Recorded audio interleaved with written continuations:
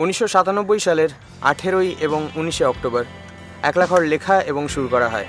একলা থাকার বাধ্যতা এবং সুবিধাগুলো নিয়ে চর্চা করাই প্রধান উদ্দেশ্য ছিল। এই একলা ঘর আমার দেশ, আমার একলা থাকার অভ্যেস। ভাবি কিছুতেই ভাববো না তোমার কথা, বোবা টেলিফোনের পাশে বসে। তবু গভীর রাতের অগভীর সিনেমায় যদি প্রেম চায় নাটুকে বিদায়, আমি আচ্ছন্ন হয়ে পড়েছি আবার, দেখি চোখ ভিজে যায় কান্নায়। না না কাঁদছি না, তোমায় ভাবছি না, মনে পড়ছে না তোমাকে।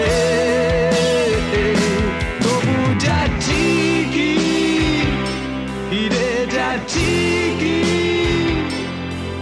সেই ফেলে আসা অতীতে।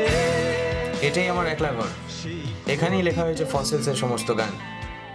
এটাই আমার কাজের জায়গা, এখান থেকেই শুরু হয়েছে ফসিলসের বাপ ঠাকুরদা, 14 পুরুষ এবং ফসিল স্বয়ং।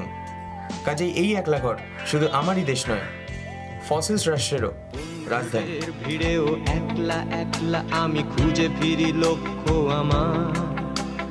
পাল্টাচ্ছে না এই অবস্থাটা, যদিও পাল্টে যাওয়াই দরকার। তোমার বাড়ির পথে চলেছি আবার, দেয় বৃষ্টিটা সঙ্গ আমায়।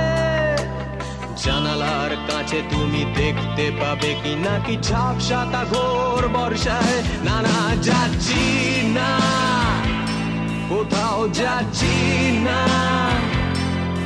খুঁজে পাচ্ছি না সে পথটাকে। তবু যাচ্ছি কি, ফিরে যাচ্ছি কি সেই ভুলে যাওয়া তোমাকে, সেই তোমাকে।